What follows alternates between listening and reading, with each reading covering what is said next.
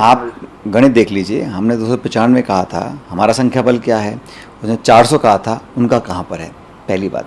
दूसरी बात, जो राजनीतिक निर्णय लेने हैं वो गठबंधन को लेने हैं, और कल जैसा राहुल जी ने कहा, खड़गे जी ने कहा, कल इंडिया अलायंस के नेताओं की मीटिंग होगी, तब तक मतगणना पूरी हो जाएगी और अंतिम परिणाम आ जाएंगे, तब स्थिति पूरी तरह स्पष्ट होगी कि क्या स्टैंड है किस दल का, किस गठबंधन का, और हमारे क्या विकल्प रहेंगे, इस पर कल चर्चा होगी। लेकिन आज जो दिन भर का मतगणना हुई है, जो रुझान सामने आए हैं, जो परिणाम सामने आए हैं, सिर्फ मात्र उनका विश्लेषण आप करें तो ये स्पष्ट संदेश जनता ने दिया है रूलिंग पार्टी को कि जिस प्रकार की राजनीति की गई, जिस प्रकार का शासन चलाया गया, लोग उसको पसंद नहीं कर रहे हैं। और एक अहम की राजनीति, जनता को फॉर ग्रांटेड ले लेना और विपक्ष को दबाना, एजेंसीज का दुरुपयोग करना, कांग्रेस पार्टी के चलते चुनाव में खाते सीज कर देना, निर्वाचित मुख्यमंत्रियों को जेल में डाल देना, इन सब बातों को जनता ने पसंद नहीं किया। तभी उनका जो संख्या बल था, उनका 303 सांसद थे, आज वो 60-65 कम हो गए हैं।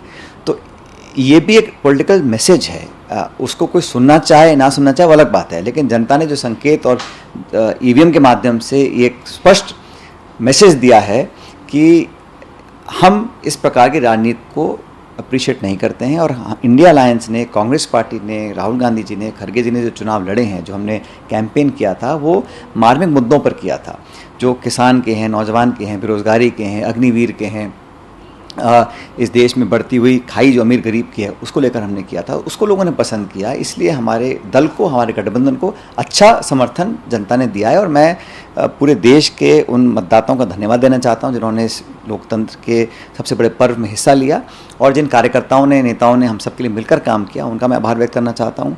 ये चुनाव महत्वपूर्ण इसलिए है क्योंकि इसमें संख्या बल का तो विश्लेषण करेंगे कल। आज का जो सारांश है इस पूरे गिनती वाले दिन का, वो ये है कि इस धारणा को, इस रवैये को, इस गवर्नमेंट को, काम करने के तरीके को लोगों ने रिजेक्ट किया है, और इसका आत्मचिंतन भाजपा को करना चाहिए।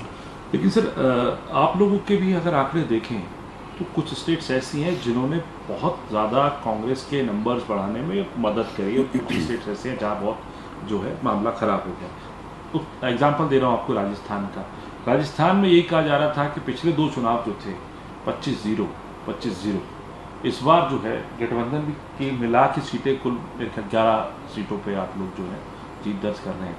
तो क्या वजह रही कि राजस्थान में इस तरीके का जो है रिजल्ट आप लोग लेके आ पाए? देखिए, राजस्थान में आप जानते हैं 6 महीने पहले चुनाव हुए थे, उसमें बीजेपी को बहुमत मिला था, हम सरकार रिपीट नहीं कर पाए थे।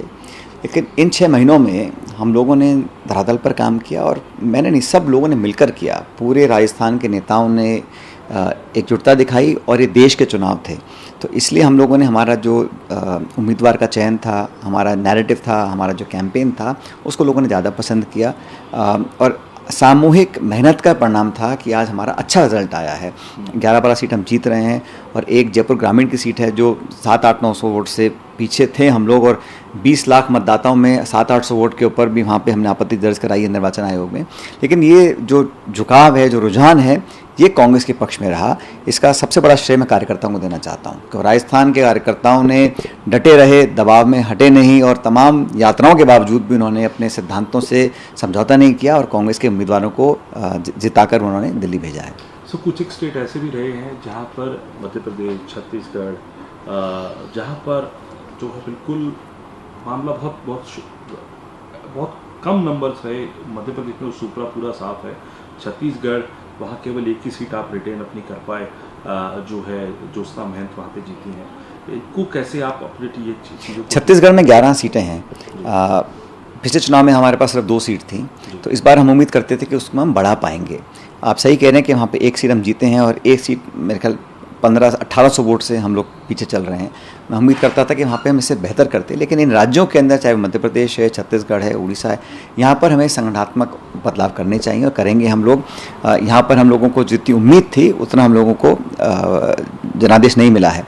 लेकिन जो राष्ट्र की जो पिक्चर निकल कर आई है उसमें हम 53-54 सांसद थे, आज हम 100 तक पहुंच गए हैं, तो लगभग दुगना इजाफा हुआ है हमारी सीटों के अंदर। तो इसमें सबने मिलकर ही काम किया और मुझे लगता है इसमें राहुल गांधी जी की जो यात्रा रही, दोनों यात्राएं, उसमें जो एक कार्यकर्ताओं में कॉन्फिडेंस आया और लाखों करोड़ों लोगों से मिलकर जो संवाद हुआ, वो सुर्खियों में नहीं आया क्योंकि मीडिया का अपना अलग तरीका काम करने का, लेकिन वो जो पैदल चलकर लोगों के दिल में जगह बनाने का जो काम किया, उससे देश भर में एक सकारात्मक इमेज कांग्रेस पार्टी की बनी। उसका लाभ हमें चुनाव में मिला ही है। इंडिया अलायंस के जो इतने नंबर्स बढ़ के आए, यूपी में तो समाजवादी पार्टी और कांग्रेस 7 सीट जीत कर आ रही है। इतने आपके विधायक भी नहीं है, इतने आपके वहाँ सांसद अब इसमें इस वक्त होंगे। समाजवादी पार्टी भी बम्पर जीत वहाँ पे उसको मिली है। तो एक जो कॉम्बिनेशन जो रहा ये ठीक रहा। और दूसरा जो मुद्दे, उसमें बड़ा मुद्दा जो राहुल गांधी 2 मुद्दे बड़े लेके चल रहे थे, जो पहला था कास्ट बेस्ड सेंसस और दूसरा रिजर्वेशन का। आपको लगता है कि इन दोनों मुद्दों ने घर कर लिया उत्तर प्रदेश के लोगों के दिल में और ये नतीजे? देखिए, बहुत सारे फैक्टर्स थे, लेकिन जिन स्टेट्स में भाजपा बहुत उम्मीद करती थी अपनी संख्या रिटेन करने के या बढ़ाने के लिए, जैसे बंगाल है, उत्तर प्रदेश है, राजस्थान है, हरियाणा है, यहाँ पर उनको जनता ने नकार दिया है। अब ओवरऑल आंकड़े क्या वो अलग बात है, लेकिन जिन स्टेट्स में उम्मीद ज़्यादा थी वहाँ पर लोग पीछे। और हमारे जो मुद्दे थे स्वाभाविक रूप से लोगों को मुद्दे पसंद आए हैं, चाहे वो सेंसस के हों, चाहे वो आरक्षण को सुरक्षित रखने के हों। और ये जो नैरेटिव था हमारा सकारात्मक था। भाजपा का नैरेटिव फिर हिंदू, मुसलमान, मंदिर, मस्जिद, मंगलसूत्र, भैंस, तरह तरह की बातें हुई, शायद जनता ने उसको भी पसंद नहीं किया। इसलिए मैं कहता हूँ कि इस आज के दिन का जो टेक अवे है, उस पर तो कम से कम जो आज की रूलिंग पार्टी है उसको कोई ना कोई तो रिस्पॉन्सिबिलिटी ले कि हम कहाँ से कहाँ आ गए, कहाँ दावे किए थे 300, 400, 500 के, आज हम कहाँ खड़े हैं और भविष्य में किस प्रकार की राजनीति वो करना चाहते हैं। जनता ने इस रवैये को तो अस्वीकार किया, ये बात स्पष्ट है। सर, आपकी बात से आखिरी सवाल पूछ रहा हूँ, किसकी रिस्पॉन्सिबिलिटी होनी चाहिए आपके हिसाब से? आपको लगता है किसकी रिस्पॉन्सिबिलिटी बनती है इन नतीजों के लिए, अगर बीजेपी की तरफ से देखते हैं? ये तो उनको अध्ययन करना पड़ेगा, लेकिन अगर 400 पार जाते तो श्रेय कौन लेता उसका? जो श्रेय लेने के उतारू थे उनको आज एक्सेप्ट करना चाहिए कि पब्लिक ने हमारे को वो मैंडेट नहीं दिया जो हम उम्मीद करते थे। सदन पे खड़े होकर 370 का क्लेम किया था, 400 का क्लेम किया था, विपक्ष को साफ करने का क्लेम किया था कि विपक्ष और कांग्रेस सदन की जगह वहाँ विजिटर गैलरी में बैठेंगे, पार्लियामेंट में। ये बातें कही गई थी, ऑन रिकॉर्ड कही गई थी। तो उन सब लोगों को चिंतन करना पड़ेगा और ये स्पष्ट हो गया कि जनता जनार्दन है और हमारे देश के मतदाता जितने गंभीर, अपने विवेक से काम करने वाले, शुद्ध बुद्धि से सही समय पर सही निर्णय लेते हैं, ये आज एक बार पुनः हमारे महान जनता ने यार प्रदर्शित किया है।